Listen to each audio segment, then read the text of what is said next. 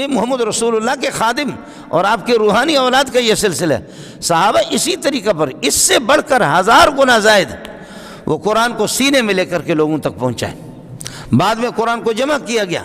سینے میں لے کر کے، لیکن جو صحابی افریقہ میں جو قرآن سنا رہا ہے ایک زیر و زبر بھی آگے پیچھے نہیں ہے، جو بلوچستان میں آیا وہ بھی وہی سنا رہا ہے، ایک زیر و زبر بھی نہیں ہے، اور کوئی صومالیہ میں ایک زیر و زبر نہیں ہے، کابل میں عبد الرحمن بن سمرہ ہے ایک زیر و زبر نہیں ہے، قرآن لکھا ہوا نہیں ہے، لیکن خدا کے بندوں نے سینوں میں سب کچھ جگہ کی۔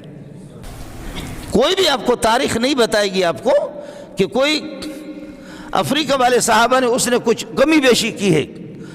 اور صومالیہ والے نے کچھ کمی بیشی کی، نہیں، ہر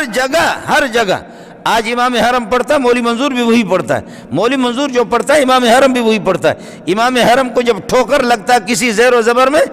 پیچھے سے لوگ جھپٹ پڑتے ہیں، مولوی منظور کو ٹھوکر لگتا ہے تراویح میں چھوٹے معصوم بچے پکڑ لیتے ہیں اس کو۔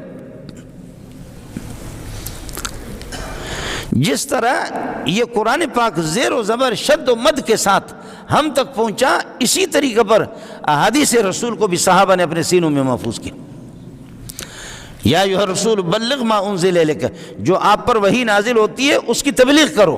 چاہے وہ وحی جلی و قرآن ہو یا احادیث، اس کی تبلیغ۔ نبی نے تو بلاد عرب کے اندر، بلاد عرب سے آپ کے پشاور میں نہیں آیا، آپ کے خیبر پختون میں حضرت صلی اللہ علیہ وسلم نہیں آئے، آپ کے بلوچستان میں بھی نہیں آیا، امریکہ میں بھی نہیں گیا، روس میں بھی آپ صلی اللہ علیہ وسلم نہیں گئے، وہاں نبی کو ادھر ثواب اپنا ملتا ہے، وہ الگ۔ بلاد عرب کے اندر آپ یہ ہے کہ تبلیغ کر رہے ہیں، اور صحابہ کے شاگرد، شاگردوں کے شاگرد، شاگردوں کے شاگردوں کے شاگرد، یہ سارے کے سارے ان کی تبلیغ بھی محمد کی تبلیغ ہے۔